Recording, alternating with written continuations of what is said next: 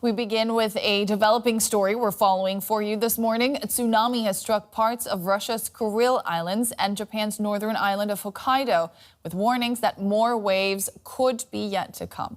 The tsunami was triggered by a massive magnitude 8.8 earthquake off Russia's Kamchatka Peninsula, one of the strongest quakes ever recorded. Several countries have issued tsunami warnings for their Pacific coastlines as well. Now, the waves caused by the earthquake have already hit Russia's far east Pacific coast. 3 waves rolled across low-lying areas of Severokurilsk. That's the main settlement on the Kuril Islands. Authorities there say residents were evacuated to higher ground. And Russia's RIA news agency reports buildings have been damaged along with the power grid. They also say an unspecified number of people have been injured. For more on the earthquake and tsunami, I'm joined now by seismologist Dr. Caroline Holden. She joins us from Wellington, New Zealand today. Welcome to DW. Now, you're in New Zealand, which isn't even in the same hemisphere as the epicenter, but there is a tsunami warning in place there as well. Tell us about the power of a quake like this that can have an effect thousands of kilometers away.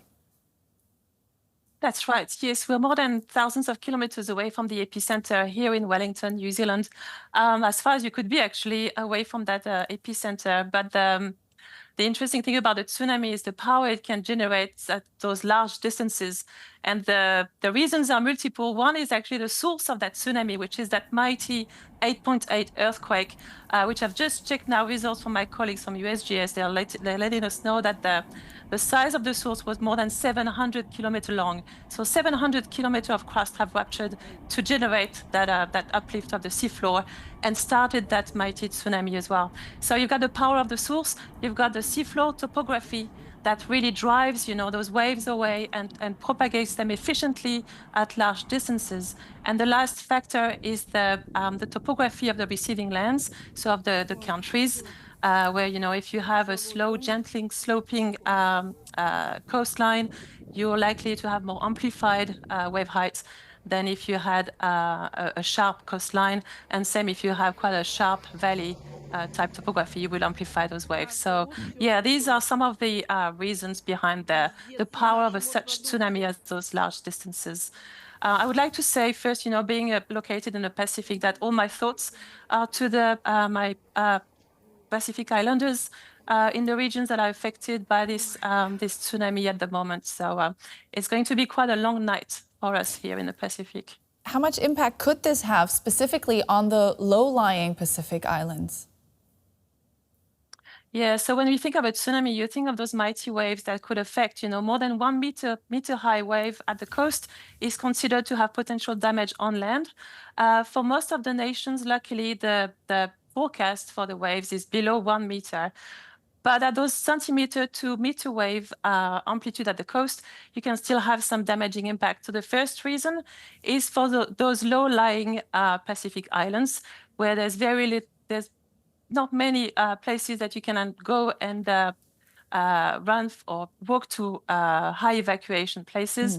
The second reason is that even for those small wave amplitude, you do have a lot of power generated by those waves. So these can generate long surges of water body inland and receding waves, but also very strong currents.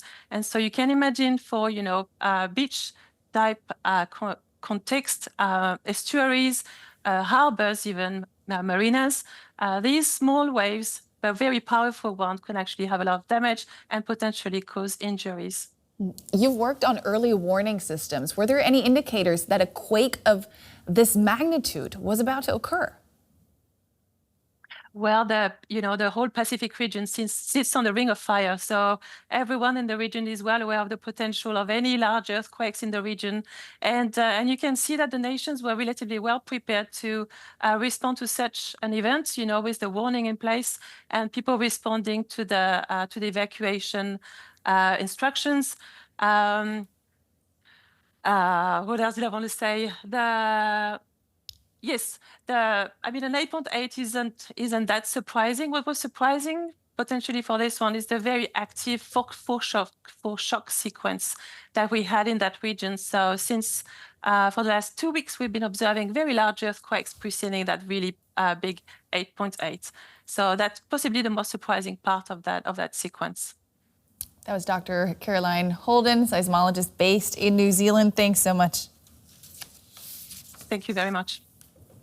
I asked our correspondent Yuri Richetto, who's covering Russia from our studio in Riga, how prepared Russian authorities were for such a strong quake. Well, we cannot yet properly assess the situation, firstly because the entire far eastern region of Russia is very large and, very thinly populated. There is probably further damage there that we do not yet know about. As I said, I was last there in 2018 and saw that most of the buildings date from the Soviet era and are on the verge of collapse, let's say, even without an earthquake. The Russian authorities are not revealing everything either. Information policy in Russia has been very strict for years, and the truth is only revealed in bits and pieces, so to say. That is why in cases like this we have to rely on private videos on social media, which in turn cannot be verified quickly. We saw, for example, a surgery in a hospital. Doctors are shown then who continued the surgery while during the earthquake. But from what we know so far, there doesn't appear to be any major damage or fatalities. So we have to wait for further reports and, of course, see the all consequences of the tsunami and of this earthquake afterwards. That was Yuri Richetto from Riga. Thanks so much. Japan also remains on high alert. These images you're about to see show waves arriving on Japan's eastern coast. The Japan Meteorological Agency says a tsunami as high as 60 centimeters had been detected.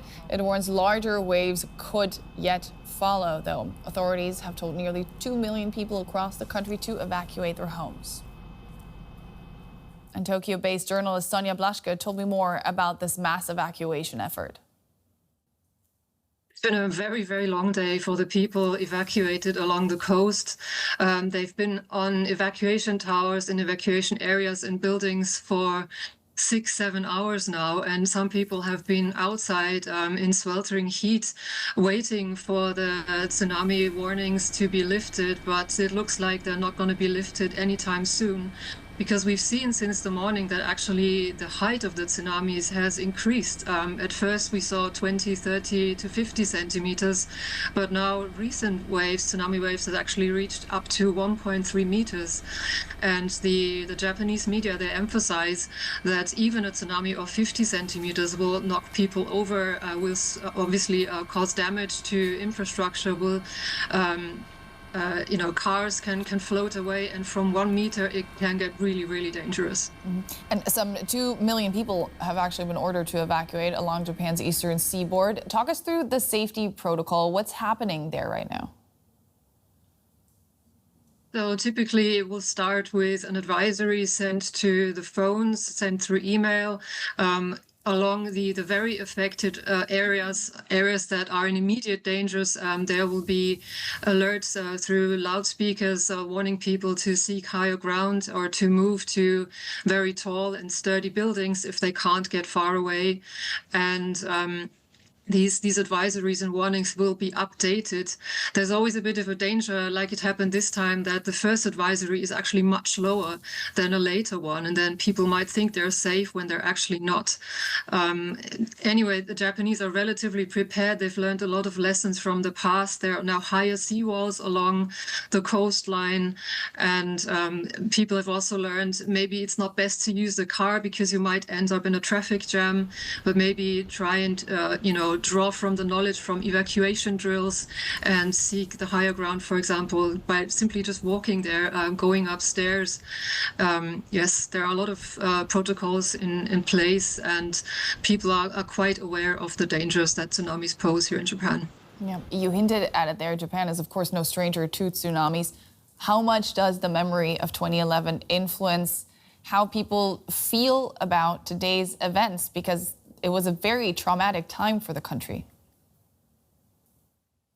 I'm sure that especially along the coast affected, many people will be triggered today. And they've also mentioned this in interviews, saying, 14 years ago, I was also in this space. And I think it has triggered people to move to higher ground much more quickly than last time, so to speak.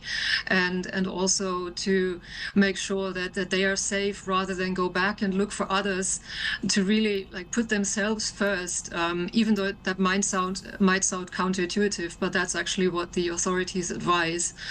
So yeah, I think the lessons learned from then play a big role today.